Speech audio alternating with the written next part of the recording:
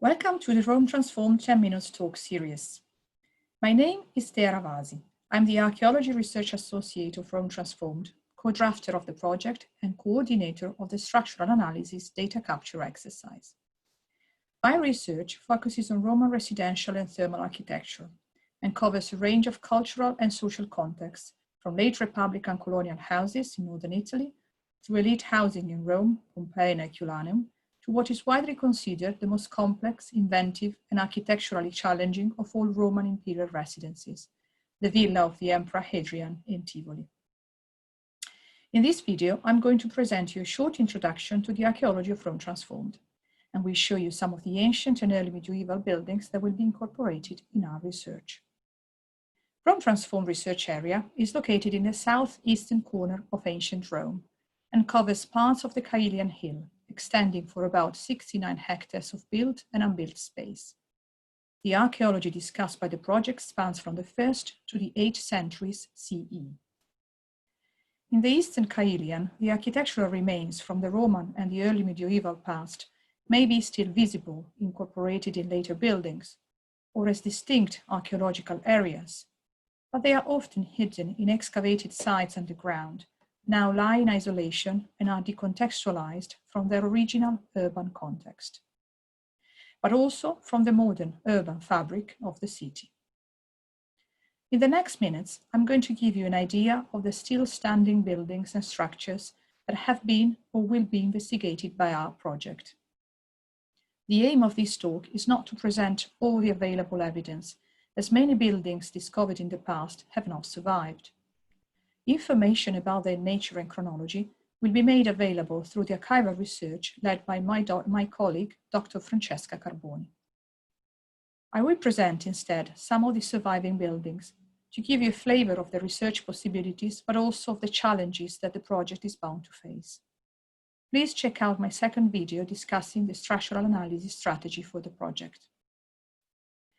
Before being formally incorporated into the city following the construction of the Aurelian walls, the Eastern Caelian has a distinct suburban nature.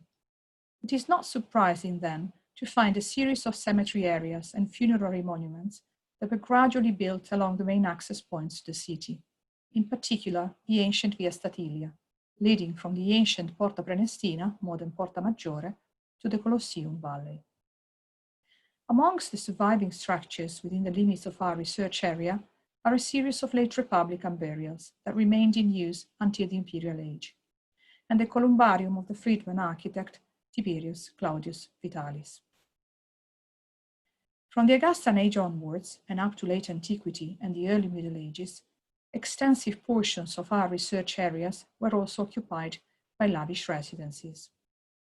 Initially developed as suburban orti, large aristocratic complexes incorporating built spaces and large, lavish open gardens, the residences likely adapted to the changing nature of the district, following an increased military and imperial presence, and to the incorporation within the limits of the Aurelian walls. And finally, to a renovated imperial and episcopal interest from the Constantinian age and during the Middle Ages. The examples I've just shown you reflect this pattern of transformations and belong to distinct areas within the project. Beyond private development, whether funerary or residential, the Eastern Caelian witnessed increasing imperial investments that manifested in three distinct ways: the setting of large water infrastructures, such as the Arcus Neroniani, the constructions of military barracks for the imperial horse guards, and the nesting of a lavish suburban residence within them. The Hortis Veteris were a lavish imperial complex that was developed in the eastern limits of the Caelian by Septimius Severus and by his successors. It comprised large structures for imperial performances and for dynastic displays, such as audience halls, a porticus, an amphitheater, and a circus. The residence was downsized following the construction of the Aurelian walls that cut the circus house almost entirely, but remained in use and underwent further developments during the Constantinian age, with the addition of new spaces for royal display and the transformation of the Severan's audience hall into a Christian basilica. Military infrastructure is probably what marks the main and lasting legacy on the Eastern Kailian when it comes to urban design and mobility. It possibly all started with the construction of the Castra Priora between modern Via Tasso and Via Emanuele Filiberto. But when it comes to the archaeology that is still visible today, the Lateran district is the district that features the only surviving remains.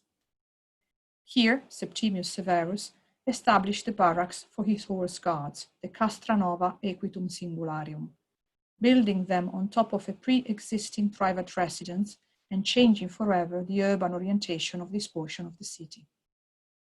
The Castra Nova was documented as part of the Lateran project, and some of that research has already been published by members of the project team. Other elements will be developed as part of Rome Transformed.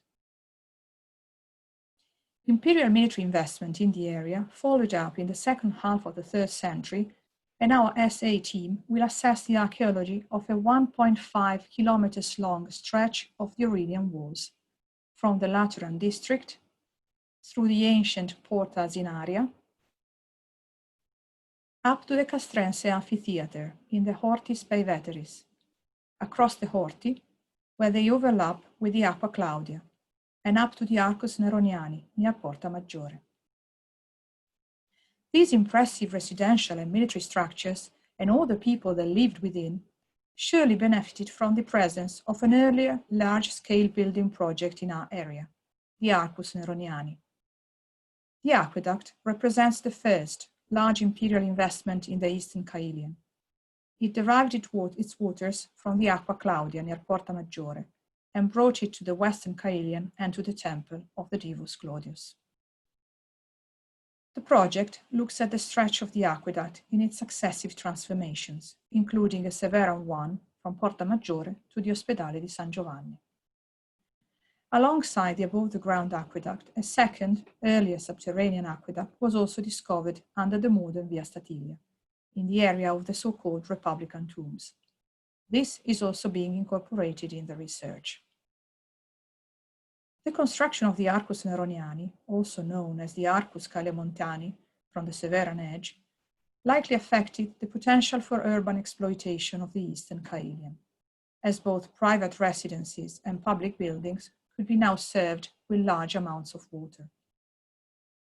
An increasing population, following the establishment of the Severan castra and of the imperial residence, likely reflected in the provision of new large bathing facilities, such as the Bath of Helena, the Lateran baths, and the baths under the Lateran baptistry. Our research will assess their chronology and phasing in order to understand the impact of imperial investment in the area during the Severan period. Alongside bathing facilities, the aqueduct also served a series of monumental water displays, such as private fountains and nymphea, but also public water monuments, such as the new Constantinian baptistry, built on top of one of the Severan bath complexes. The focus of our SA team will also be to understand the understanding of the water distribution and disposal network that serve the district's water features, such as sewers and water channels, but also single and collective latrines. Connected to the demographic changes occurring in the area over the centuries are also the productive and commercial spaces that were built, developed, and dismantled over the centuries. The great majority of them lie in the area of the Ospedale di San Giovanni in Laterano and were assessed and recorded during the San Giovanni in Laterano II SGL2 project. Please check the research website output section to discover more on our ongoing research in this very interesting portion of the district. The area features a diverse range of structures, from open courtyards filled with dolia, large storage jars, shops opening onto the streets, and commercial and productive spaces that responded to the needs of a changing population. Because the project focuses on the political, military, but also religious transformations of the Eastern Kailian, it incorporates the assessment of the two basilical complexes built by Constantine in the area. The Basilica of the Saviour, or Lateran Basilica, built over the barracks of the Equites Singularis, and the Basilica of the Holy Cross, developed as the dynastic temple of the Sessorian Palace. Check out some of the results of our research on the Lateran Basilica in the Cambridge University Press volume, The Basilica of St. John Lateran to 1600, edited by Lex Bosman, Ian Haynes, and Paolo Liverani. Last but not least, and to tie the research together, our essay team will also assess the archaeology of the ancient road system within the district, its development and transformations, in order to assess the impact on peoples and goods mobility over the centuries. To discover more about the archaeology of Rome transformed, please check out our website. That's all from me now. Thank you, and see you the next time.